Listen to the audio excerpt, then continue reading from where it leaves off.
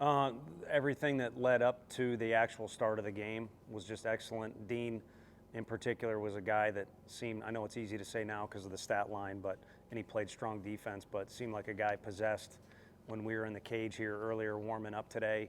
And then as the team stretched, just a noticeable, much more loose environment. I think part of that last weekend was my fault, but just a much more relaxed group, yet a ton of determination or focus, whatever they would label it. So I don't know what all went into that. We didn't have any magic words as coaches, although Coach Elander did a phenomenal job today because he was kind of on both ends of the deal. I know he's complaining about not having a break to go to the restroom, just number one.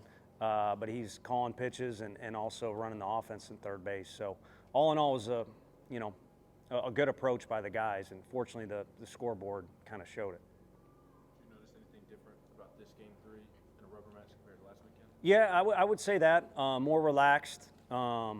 Emotions were a little more level because there's plenty to get excited about in that game, and there were some things that didn't go right regardless of the outcome. So I think a little less emotional and a little more focused on what's the next thing we got to get accomplished. But I think the biggest thing was it just seemed like a more relaxed group and a group that was having fun. I don't know, maybe because the sun was up or whatever it was, but that was something that it'd be nice if they'd put in a bottle and replicate that, because it was just a really fun day to be at the park around the guys. Why did you decide to go with Xander today, and thoughts on how he did? Yeah, he's a great leader, and he's been throwing the ball better and better every time out. I know he seems super consistent, kind of has that beam effect, but in my opinion, and we've discussed it as coaches, he continues to get better and evolve a little bit as a pitcher, and we felt it was right for him to get that opportunity. And who knows, maybe that could have helped Sunday too if we would have kind of switched guys around a little bit. But he did exactly what he needed to do, and I don't even know if he realizes the value of that first inning kind of going down the way that it did. The guy sitting there in the 2-hole, really the whole lineup is dangerous. They showed that. The pinch hitter even comes off the bench. They got a strong positional group, but the guy in the 2-hole sitting there, and it's a big old headache. So for him to kind of get him out the way he did, put an exclamation point on the first inning, and we thought he'd go 3-4 innings for us, but we just felt like the time was right to go to Snead there, and it worked out well with him throwing the ball the way he did. Snead, what did you like about him today?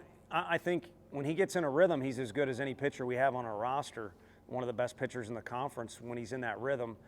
But to date, we've thrown him kind of out there in a mess or in a difficult situation on paper every time out, and it hasn't always gone his way there. It usually takes him a little bit to kind of get settled, and today he came in right away and was outstanding, and helped kind of put it to where you can say Xander had a really good start for us. A couple guys on base that he inherited, so I think the start of the whole thing was great. How difficult is it to balance that usage with a guy like Snead, a guy that could totally start for you but also work well for you like he did today? It's really difficult. It's a challenge that has kind of been put in front of the pitching staff a little bit. You want as many reliable guys as you can, and then over the course of a series, you're just trying to pinpoint when are the critical moments and who's the guy that needs to be in those critical moments. And he was in one last week, and it didn't quite go his way. But the sign of a guy who continues to improve is he was knee deep in it today, and he was outstanding. So, but there's availability for other guys to kind of make that progress as well. And Tuesday, I'm not so sure we won't use everybody that's available or did not pitch this weekend. A couple of players mentioned that the hitting is a bit of an underrated quality of the team. I guess what is your sense of that? Yeah, I mean, I think it's a lineup where you could flip it upside down if you wanted to, kind of like Mississippi and really Alabama. It's kind of the nature of our league now with all these older and physical guys, and even the freshmen like Dean have a lot of experience and are physical. So everybody's dangerous, and there's a good bench to call on too. I'm hoping for that day where each one of them is 100% healthy, but that is not going to come. That's not reality. But if we can have to where everybody's pretty much usable, a guy like Bargo, we don't want to go a weekend where he only gets one at bat because he's pretty dangerous as well. So it's a strength of the team, but I really like when we play defense and we run the bases for the most part like we did this weekend. I think defense and base running were better than they were last weekend. So when those scores are tight, that's something that's going to make a difference for us. I think Billy had his first RBI day in a couple weeks. How good was it to see him kind of be more himself? It was great to just see him smile. Yesterday a fan said something to me that I guess I laughed a little bit, but Peoples laughed a ton. And, today, Billy, when he crossed home plate, it's not in the norm. I haven't seen it, for him to smile ear to ear the way that he did. But I think it's something that needs to be done. And maybe we need to do a better job as coaches creating that environment. We try and make it rowdy and try and make it fun for them. They put in so much work, but they got to give themselves permission, too, a little bit to have fun as an individual. I think as a team, like I said, whatever they talked about, they came out as loose as you could want today without it teetering, into the side of being silly or too loose. They certainly were focused on the task at hand. And anytime you got a group doing something, there's probably individuals doing it.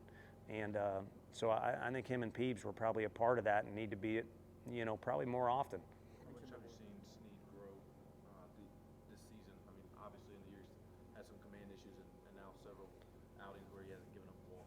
Yeah, I sometimes lose track of what interview or outlet. It's great we get the attention we do, who I said it to, but I know I said once, I don't think Coach Anderson will ever get credit by the time Nate Snead leaves here and goes on to do his thing in pro ball. I don't think Coach Anderson will ever get the appropriate amount of credit, and Richard Jackson, too, puts in a lot of time with him because he came in as a guy who throws real hard. Everybody knew it was a big arm. But like Doyle for Mississippi, both those kids, if you watched, this summer and you knew what you were recruiting, you're hoping for exactly what those two guys are right now. But hope is a strong word. I mean, it takes a lot of work, and it takes development, and it takes the kid to be determined. And, he's had a lot of good people around him helping him, but he's met him halfway and has done the work too. He's developed a ton. And I think that might get lost in the mix a little bit just because he's got a good arm. Scherzer's a maniac worker and incredible cerebral skills, which is, for a goofball like that, that's a lot to say. But a lot of people get lost in the fact he throws hard. Everybody throws hard, or a lot of guys throw hard now. So it takes more, and Snead's doing that. You mentioned how Dean was a man possessed and how he attacked today. Is that pretty abnormal to see out of a freshman? I think so, but I think we're to the point, too, where it's their second semester of school. We've played a ton of ball. And then, too, we're gifted with guys like Ariel. When he gets his opportunity, he plays the game in a mature way, too. Just saw a little extra activity. By Sunday, you could be drained. I don't care how young you are. It's an emotional weekend. These guys are asked to put together a ton of repetitions.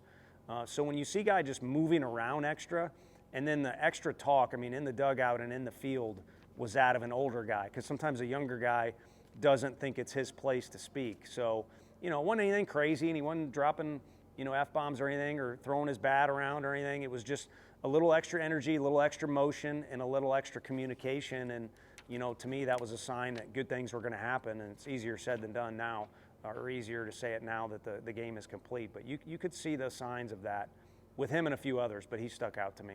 I know it's not the most important thing at all. It's not the big thing, but how cool is it to coach two guys chasing history and see Mo Park?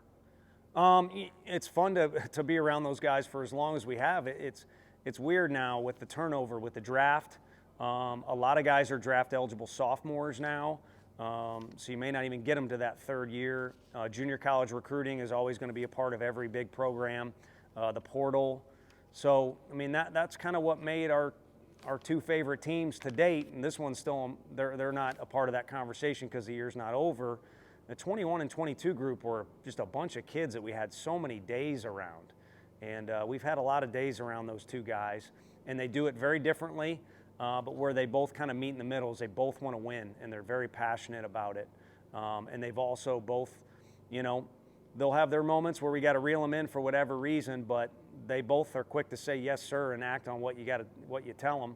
Maybe we give them too much freedom sometimes, but fun to be around those guys, and that's what I like most about this. You want to win, but those relationships are pretty valuable, and in this day and age, they're starting to shrink a little bit. So we'll soak those up with those two guys as much as possible.